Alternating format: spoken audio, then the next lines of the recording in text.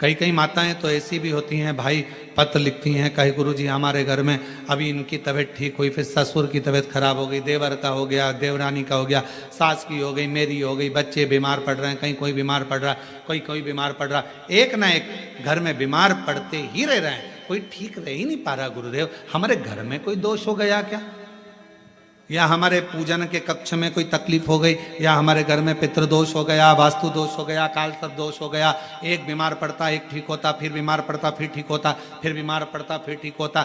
शिव महापुराण की कथा कर रही है, शंकर भगवान का चरित्र कर रहा है।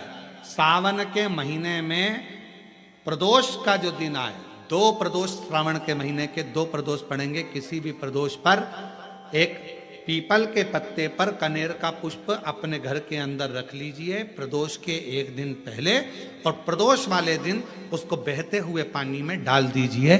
जिंदगी में जो तुम्हारे यहाँ तकलीफ चल रही है, एक उठ रहा है, एक बैठ रहा है, एक बीमार पड़ रहा है, एक ठीक हो रहा है, फिर बीमार पड़ रहा है, फिर ठीक हो रहा है, ये ठीक हुआ, फिर इसको हो गया, फिर इसको कुछ हो गया, फिर किसी को कुछ हो गया, अर्थात शिव का नाम लेकर। और फिर ही ध्यान देना, इस क्रम को करने के लिए आपको तुमरुकेश्वर महादेव का नाम लेना पड़ेगा। कौन से महादेव का नाम बोलना है? तुमरुकेश्वर महादेव, जिन्होंने भगवान शंकर की अविरल भक्ति को धारण करा। एक शिव और एक गुरु, 2 वाणी पर अगर भरोसा निश्चित है तो यह मानकर चलो कि भगवान शंकर आपके जीवन में कभी तकलीफ आने ही नहीं देगा। एक शिव की वाणी, एक गुरु की वाणी। पर कभी कभी ऐसा योग बन जाता है, एक बार नंदी के सम्मुख में कैलाश धाम पर भगवान शंकर विराजमान थे, नेत्र बनते साधना में डूबे हुए थे।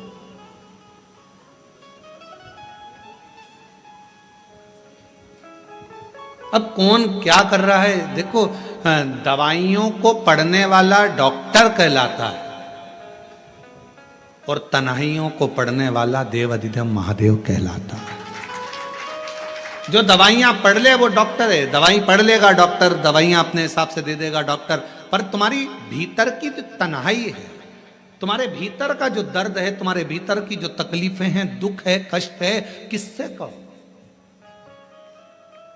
प्रसंग बड़ा सुंदर आता है, शिव गुरु की वाणी का प्रसंग। मेरे भगवान ओघड़दानी बैठे हुए थे कैलाश पर, थोड़ा असुरों का आगमन हुआ। अब नंदी समझ नहीं पाए कि ये असुर क्यों आए।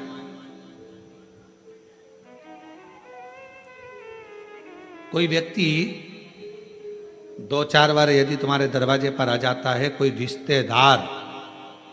रिश्तेदार बार बार फोन लगाता है, बार बार तुम्हारे दरवाजे पर आता है, तो तुमको तुम्हारे घर की पत्नियों जरा बहुत चतुर होती, तुरंत कह देती बार बार क्यों आ रहा है ये, इतने साल से तो कभी नहीं आया, ये बार बार क्यों आ रहा है।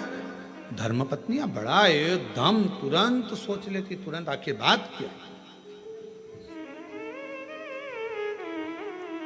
पर पति उनको समझाते हैं, तेरे को क्या करना, आन देना, दिक्कत क्या है,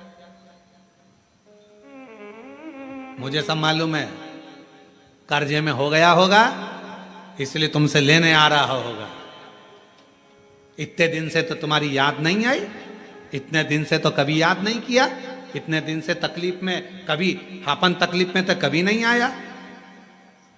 हमेशा याद रखो, मोमबत्ती की याद, टॉर्च की याद हमेशा लाइट जाने के बाद आती है। कोई माताएं भाई ऐसे रहते हैं जो कथा में आते हैं और कोई उनको बिस्कुट दे देता है, खाते हैं, खाने के बाद मुंह को साफ करना रहता है तो बत्ती सी निकाल लेते हैं, बत्ती से निकाल कर उसको भी साफ कर लेते हैं, रख लेते हैं। कई बार ऐसा नहीं कि नहीं हुआ। एक बार, बहुत पुरानी बात है, बहुत पहले की, एक बार हम कथा करने गए, राघव जी तो जरा से थे उस समय पर, छोटे से 6-7 साल की उनकी उम्र थी, 6-7 साल की, और झोली में किसी ने झोली के अंदर बेलपत्र डालते हैं तो उन्होंने उनकी डब्बी भी बेलपत्र में डाल दी, वो दांत की बत्ती सी की डब्बी। कोई 32 की डब्बी भी उसमें झोली में डाल दी, और 32 की डब्बी जैसी झोली में पड़ी और झोली पड़कर सीहोर गई, और सीहोर जाने पर राघव जी ने खोली, और खोले तो आवाज निकाल, पापा देखो किसी के दांत आ गए। अब वो हो सकता है कभी कभी योग संजोग में आ जात, तो दांत की जरूरत, हमने कहा कि उसको दांत की जरूरत कब पड़ेगी, जब वो कुछ खाने के लिए बैठेगा। टॉर्च की जरूरत कब पड़ेगी, जब अंधेरा होगा। और फिर एक बात याद रखना, चाबी की जरूरत, तुम्हारे घर के ताला लग गया और उसकी चाबी की जरूरत कब पड़ेगी, जब ताला खोलना, जब ताले को खोलना हो तब चाबी की जरूरत पड़ती है। खाने बैठोगे तो दांत की जरूरत पड़ती है, अखबार पढ़ने बैठोगे तो चश्मे की